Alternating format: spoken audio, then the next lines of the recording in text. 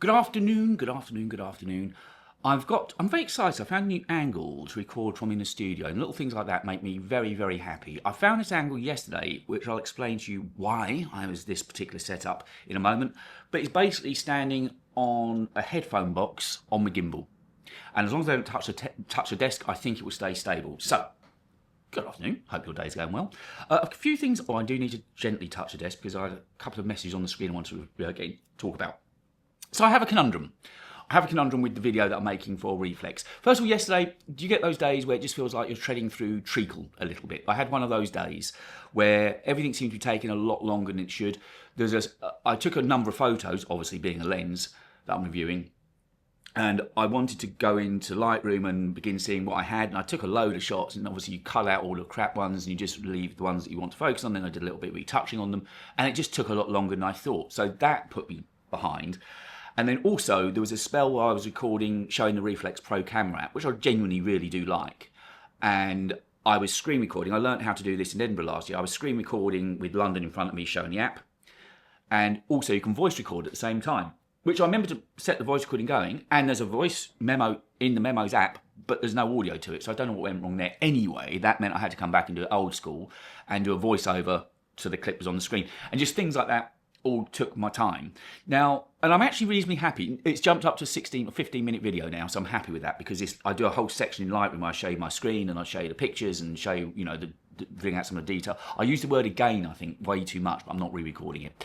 And that's when I found this camera angle because I was looking at the Mac and I had the camera off just to one side so you can sort of see the reflection of the screen on my face, the brightness of the screen on my face, and also as I change things on the screen, it will change. So it just looked real. And I found I was able to record it here, and I thought, that's a decent little vlog angle. So the conundrum that I've got, I'd like your thoughts and input, please. I'm hoping to get the video finished today. That's my plan. I'm going to have just a straight afternoon. I've done everything else I need to do. I've just posted the story to Substack, posted the story on my website, and sent the story off to Mac O'Clock, waiting for them to process it or publish it later on today, which they will. Medium continues to be awful, and if you're wondering, my princely sum from AdSense this month, which lands tomorrow, was £185. There you go, that's what I get for the ads they put on my videos. Anyway, yes, the conundrum I've got. Where I recorded the first clip, so I suppose the first clip in total is maybe about 50 seconds, maybe a minute. And it was a very windy morning, the morning I was there, and particularly where I was standing was a real wind trap. And there's one particular word which gets absolutely mullered. My arm is touching. There we go. That's why the camera's moving. It was touching the desk. I don't want to have any interruptions for you. One word that I say gets absolutely blasted by wind. And the only time I've wanted bloody AI to work, I try using Descript and Adobe's Podcast, which is very, very good at noise removal, but it didn't work. It did not get rid of this particular plosive wind noise. So I've got two options. I can either drop in the intro that I did in the studio here on Sunday ahead of time, which I thought would work, but now looking at it, it's too anodyne, it's too clean, and it hurts me to say, but you'll kind of understand because you know the direction I'm going in. It's too perfect, and I spent all this time trying to get perfect, and now I'm trying to make it not imperfect, but more real, as if you feel that you're with me. So I think a mistake would be just to go for perfect audio and have the studio intro here. I think the way to get people's attention is surely to be standing in front of London Bridge, isn't it? And even though there's a little bit of wind noise. Now, way back when I used to listen to Marquez on his car channel, he had wind noise. And a few weeks ago, Matty did that one where he's in that airplane being converted to a hotel. I don't know if you saw that video of his. And there's loads of wind noise in there. So I think what I'm more tempted to do, because it keeps it more real, I've adjusted it as best that I can. I was obsessing about it last night. I must have spent an hour on this. It's probably only 6-7 seconds that's affected, and the rest of it's fine. But I think I need to leave it in. I think it'd be more real if it's left in. So that's my conundrum. You're kind enough to watch my videos and others. Would a few seconds of slightly dodgy wind noise, and I was just going to put a little credit on the screen, sort of saying, a very windy day in London. Sorry, you should have worn a dead cat kind of thing. Would that be okay? So other than that, so my plan was to get everything else done this morning and then a long day of it's what I call a prettying up day. Today should be the day that I just make the video look beautiful and do all the graphics on screen and do the transitions. Obviously when I was here in the studio, I didn't used to use transitions, but I think being in London where I'm changing what spot I'm sitting in, and it was a lovely day. I mean, much like today, it's a gorgeous blue. It's even nicer today than it was on Tuesday. but it was a lovely, lovely day. So I was in all sorts of locations around Tower Bridge, HMS Belfast, More London, the Shard, and I've got plenty of skyline scenes I'm going to drop in as well, just to emphasise the fact I'm in London. So and then hopefully by the end of the day, I should have the video ready to send over to the guys at Reflex. They sent me a OneDrive link to upload photos to them, and it just wouldn't work. First of all, they said, "Oh, sorry, we forgot to give permission," and they resent it. They're being really proactive and really involving me. And I think there's another creator called Mark McGee that I follow. He's a photographer. I'm sure he'll be on the embargo day. It'd be interesting to see what take, and he often shoots around the same area of London as I do as well. It'd be interesting to see what take he has on it. But anyway, yeah, today should be the prettying day, and hopefully those photos. So I put them on my server and sent them a link, and I think they've downloaded them. I'll message them in a minute, just see what they made of them. I sent them, I suppose, 30 odd images to use. So that's the day ahead of me, and there's a couple of things I wanted to get to. Tracy, I'll be talking about your comment in just a minute, and Daniel W. You want to know about the Canon? Yes, I do shoot Canon. The first Canon I had was actually an old Canon that I bought second hand, and it's a 90D. I haven't used it since I bought this new one. It's a good camera, and I'm sure now, because I'm so much more happy at home with the menus on the Canons, I could probably get into there and make a really good fist of it. I've got to check what size sensor that's on it. It might be a better sensor than on here, actually. So I could take that out for photo shoots rather than the Canon 90D. But Daniel, the Canon 90D, I'm over the moon with. The only thing, I've messaged you, the only thing is not brilliant in low light. The sensor's not brilliant in low light. And the kit lens is what I'm shooting on now. I'm shooting at 20mm at the moment, but it's 14 to 30. And it's got a zoom lever as well, which is really useful for vlog style stuff. I can't rate it high enough. There's one feature I want to look into as well, which I haven't found out. I use the slow and fast, so there is a bit of slow-mo recording this week. It's got a slow and fast built into there, so I'll set that to 120. You can see the quality's not 4K, but even so, I think it just adds a little bit of sort of cinema, dramery, just something different to look at in the video. So all that's on there, Daniel. And there is a live button, and I want to work out what that does. I assume it means I could go live to, I guess, want to do YouTube live or something. I'm going to look at that later on. I'm a bugger because I want to go and look at that now. But again, that doesn't pay the bills. So I've got to do what pays the bills. So that's what I'm going to do. So Daniel, yeah, I can't rate this high enough. I got an absolute steal on it. The weekend after I got back from Vegas, there was a photo show in London. I went there, and honestly, I got such a steal. I think I paid for, including an SD card, which I know are now like gold.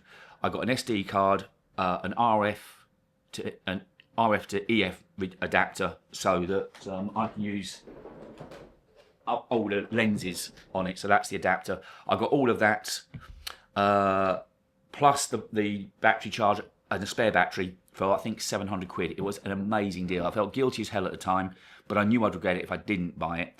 So, Daniel, I can't rate it high enough. I'm really enjoying using this camera. And the great thing about it is, with the kit lens on it, it's so light to carry around. So yeah, if you're thinking of it, honestly, I think battery life's not brilliant when you're recording in 4K. Photos, it lasts all day long. 4K, it does eat through the batteries fairly quickly. I've got one sitting on charge over there at the moment. And I was telling about a red light flashing yesterday. I was concerned why it was flashing. It was simply because that SD card is virtually full. And I don't want to format that yet until I know I've finished this video, because that's got all of London on there. That's kind of a treasured item at the moment. So as soon as I've done a video, I archive it onto my server, onto my NAS, and I also format the card. But that's why it's flashing, because I took so many shots on Sunday, Monday, and Tuesday that card's full, or virtually full. So I put a new card in, no flashing light. And I thought it was the battery that was going to go. It wasn't. And Tracy, you said, yes, it probably wouldn't surprise you, but I'd like to see what's in the bag. Okay, so here's my theory. I'm struggling to get another video out this week, but I'm really pissed off if I don't get a video on the channel this week. Yes, I will have one going out on Tuesday, as we know, for Reflex. It's got to go out at 3 o'clock Tuesday UK time. That's why I need to get it today, tomorrow for approval, in case there's any alterations I want to make to it.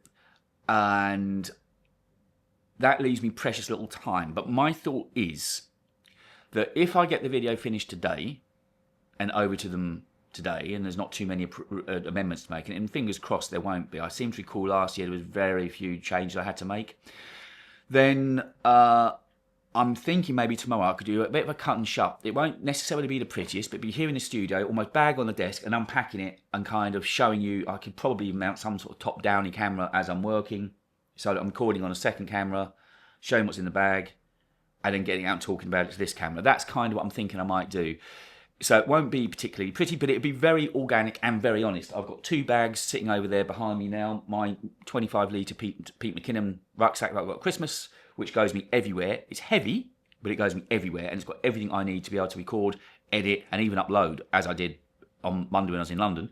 And also that 8-litre messenger bag that Reflex sent me. I can see me using that an awful lot. It's much smaller, and I've got to get in the habit of just trying to go out and use this camera and not take too much with me, which is all good if I'm just shooting pictures, but if I'm shooting video of any kind, then I need to have more with me. It's hard to travel light, but anyway, that's my plans of what I'm thinking of doing.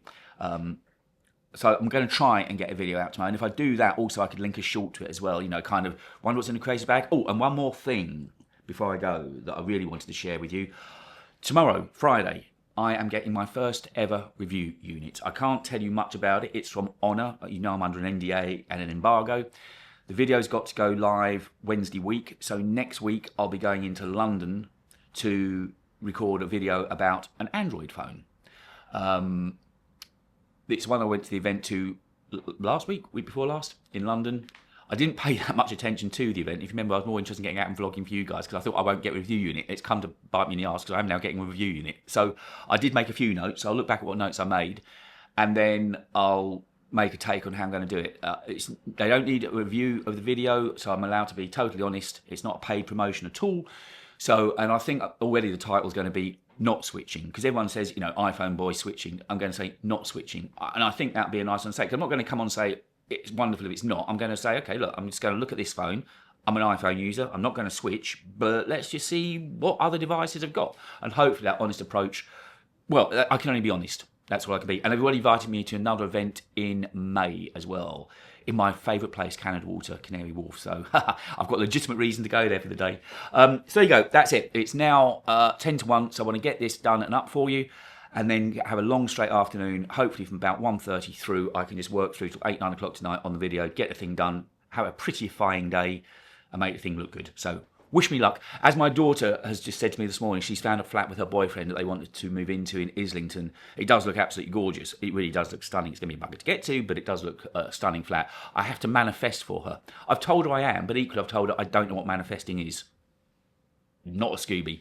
And yesterday I thought I was recording in C-Log 3, but I wasn't. Today I am recording in C-Log 3. I'm sure I checked before I started recording. But so hopefully the colour looked really good. I do love this camera. I really, really, really do. Now I've seen this 90D again, I must pick it up and put a battery in it, because it's got a nice eye view, because this hasn't got an EVF on it, whereas that has. So maybe for photography, I must look what sensor size that is on there. And the reason I think this video looks so good on here is that it's sampled down 6K. It's sampled down to 4K from 6K. What this camera manages to do for the money is really impressive. I keep saying it's the cheapest camera they make. Can you imagine how good it would look if I had an R5V? Oh, an R5 Mark II, sorry. Oh, I wish. Maybe my day will come. Who knows? Anyway, right, I need to get on. I need to get video editing. Have a great day, and I will speak with you tomorrow. Thank you. Is all I want to say. Thank you. See you soon. Bye.